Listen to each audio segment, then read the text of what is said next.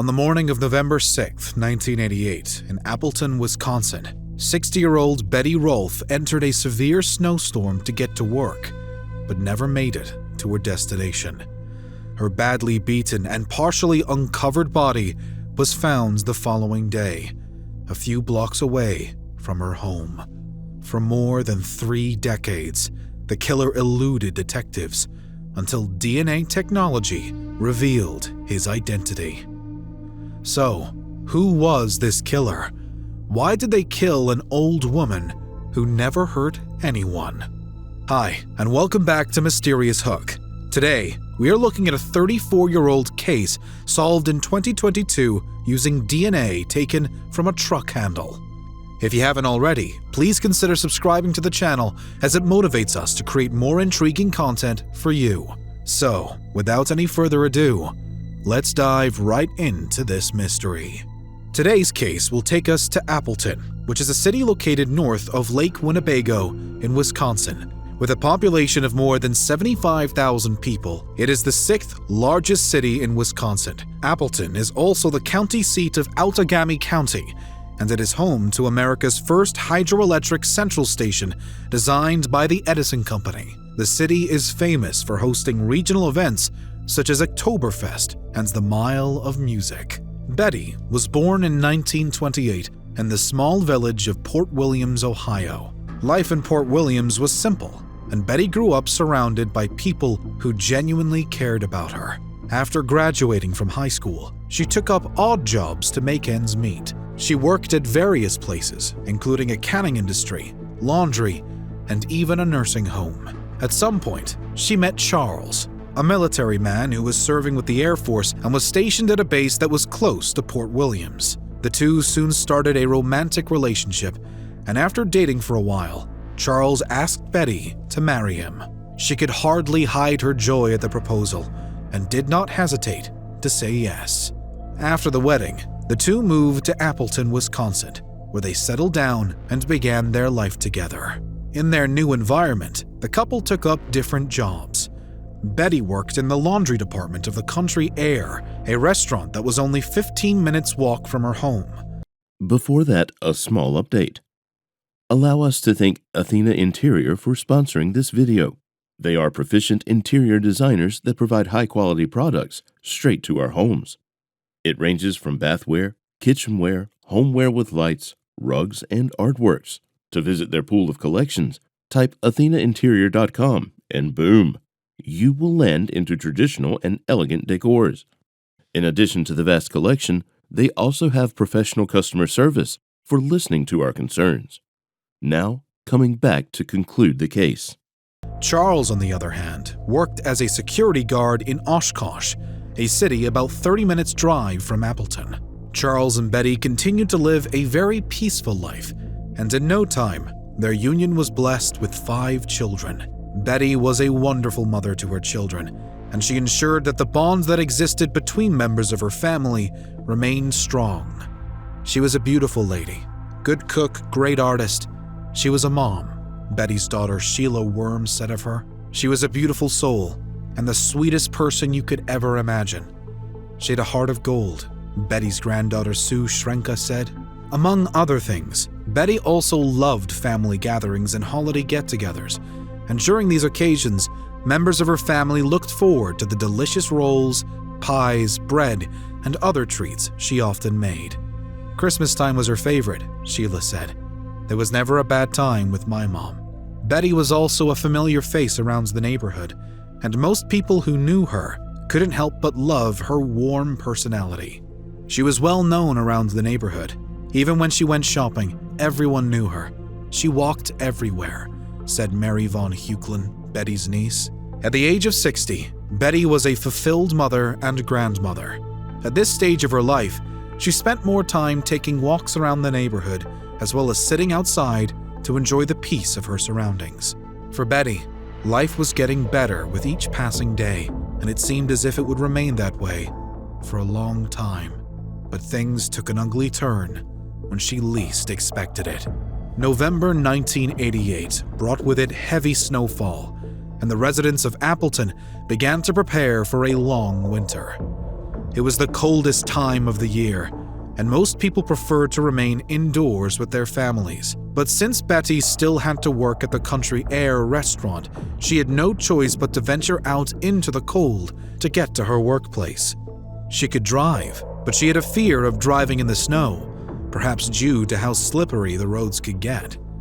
Due to this, Charlie would often drive her to work, and when he was not around to do that, she would walk. November 6, 1988 fell on a Sunday, and it was a day Betty decided to work. She woke up refreshed and had no idea of the terrible thing that was to come later in the day. It was snowing heavily that morning, but this did not discourage her. She planned on leaving home before 6 a.m.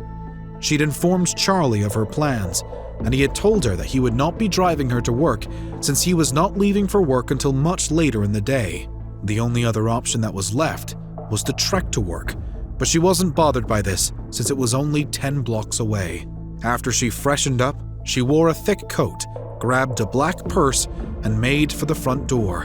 When she opened it, she immediately felt the full blast of the cold wind and wet snow on her face, but her coat did a good job of keeping her warm. She then stepped outside, slammed the door shut, and headed in the direction of her workplace.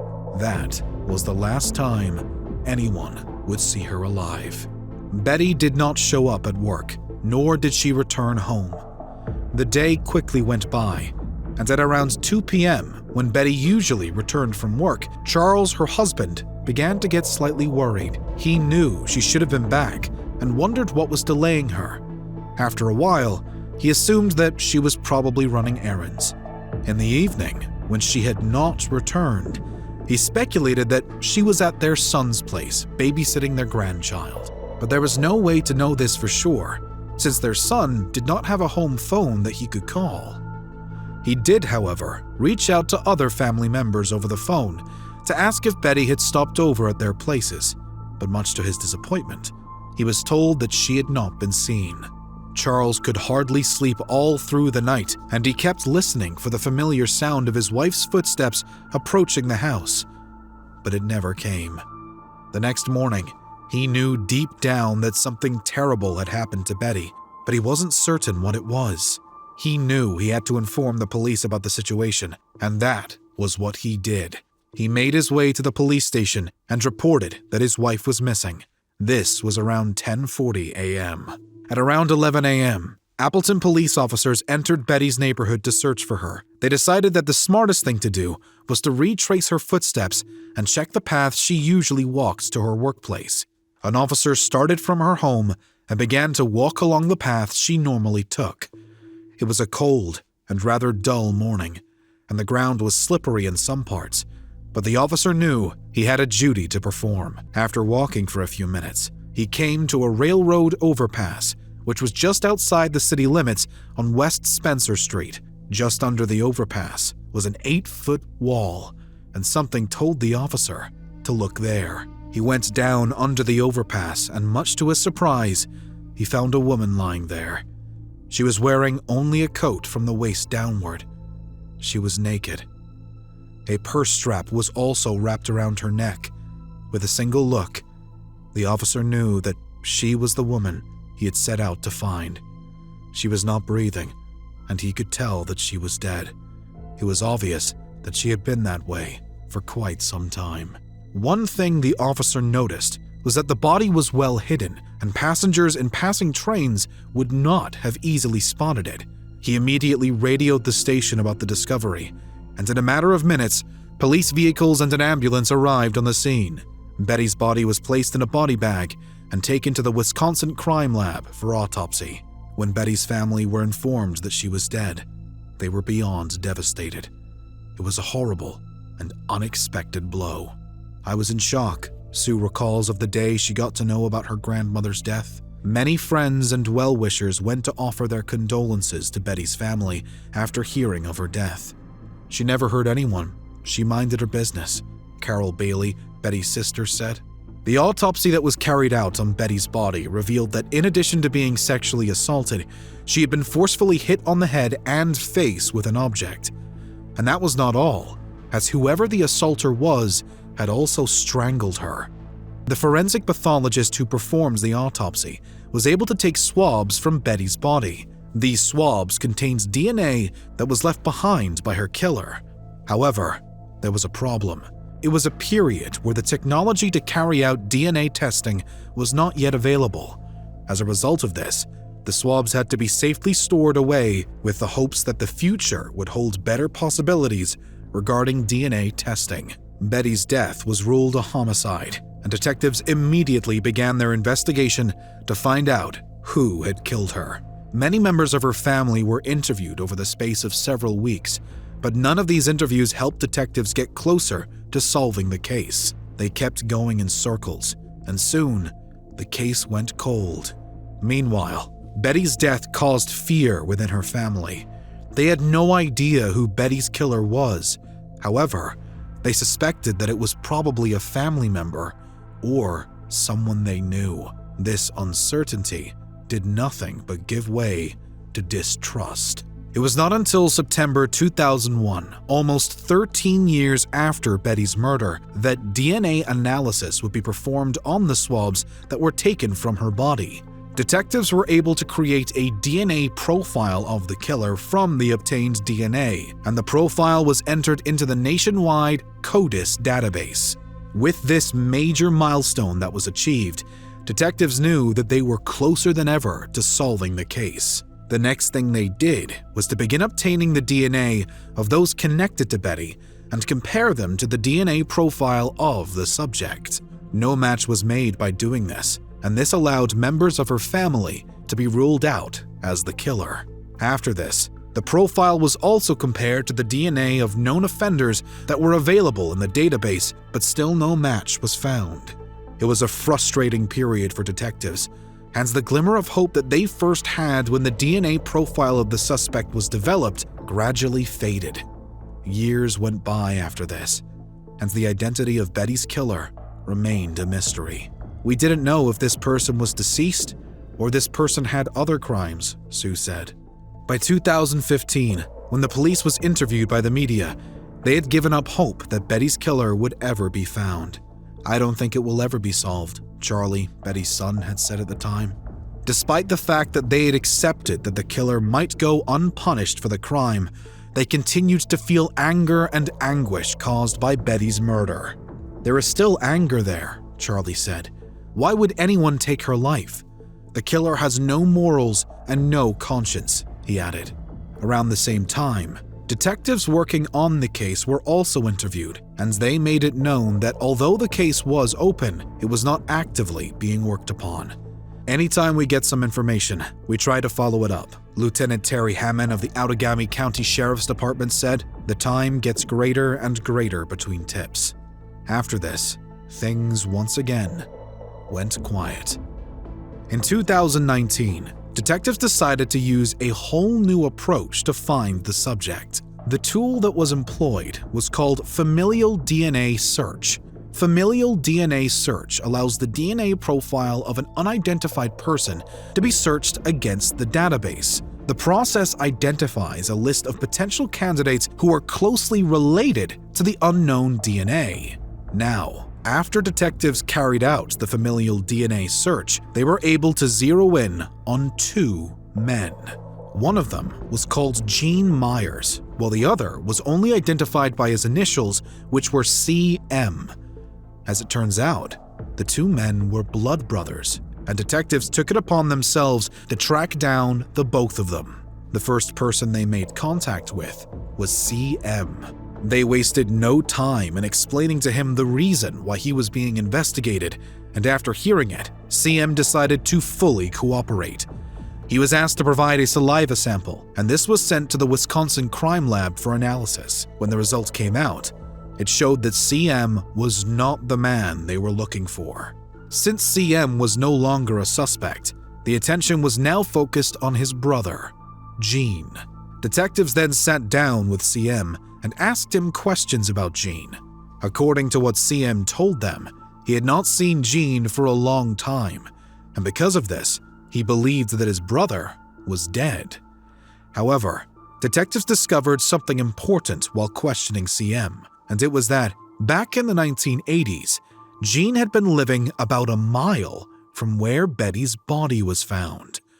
With this information, detectives knew they were onto something. Detectives also tracked down a niece of Jean, and when they spoke to her, they were able to make a key finding. Jean's niece told them that back in 1988, around the time of Betty's death, Jean had called her mother, who was Jean's sister, to bid her farewell because he was moving out of Wisconsin. After the phone call ended, she noticed that her mother was agitated, and for this reason, she asked what had happened. But her mother responded by saying that she had a secret and it was going to the grave with her. All her effort to try and get her mother to reveal the secret did not succeed. After this revelation, detectives thanked Jean's niece for her time and decided that it was time to look for Jean himself. Since there was no record to show that he was dead, they strongly believed that he was alive, and they were determined to find him. After several weeks, they eventually found him, living a peaceful and quiet life in the state of Washington. He owned a pickup truck, and his residence was about an hour south of Tacoma. Everything about him seemed pretty normal. For some reason, detectives did not approach him, but instead chose to monitor him from a distance. The FBI took up the task of conducting surveillance on him. On November 21st, 2022, FBI agents managed to get his DNA. An agent had walked over to his vehicle where it was packed and had taken swabs from the door handle of his truck. These swabs were then sent to the Wisconsin Crime Lab for testing. All that was left was to wait for the result. After a few weeks, the results came out, and it was what the detectives had expected. The DNA profile that was developed perfectly matched that of the swab that was taken from Betty's body back in November 1988. With this, detectives knew that the case was finally solved. On December 7th, Jean was arrested by the Outagamie County Sheriff's Office, FBI, and Pierce County Sheriff's Office in Washington. At the time of his arrest, he was 66 years of age. He was charged with first-degree intentional homicide and first-degree sexual assault with a weapon. After the arrest, Betty's family were contacted and given the news. They could hardly believe their ears. "We've had to sit and wonder about this every day of our life for 34 years, Betty's daughter Sheila said. "We thought the killer was going to be somebody we knew." They were also relieved that the case had been finally brought to a close and appreciated the detectives for their efforts. "Thank God for DNA testing," Sue said. "Otherwise, we would have never got him, and he would have gotten away with it. Everyone's just happy he's been caught," she added. At the moment, Jean is locked up at the Pierce County Jail in Washington and will be transferred at a later date to Wisconsin, where the crime occurred. Sheila hopes that justice takes its course and that Jean gets a punishment that befits the crime he committed. "He took everything from us," she said. "My mom did not deserve this, and this never should have happened, especially not in such a cruel way like that. She was an innocent person. I want to be at the court every time Myers is there. Now they can put him where he belongs." If Jean is found guilty of the charges against him, he could face life imprisonment. There is nothing that can be done to bring back Betty. However, there is assurance that her killer will not go unpunished for what he did. But what do you think of the case? Let us know your thoughts in the comments section. Do not forget to like, share, and subscribe to the channel for more content like this. Thanks for watching.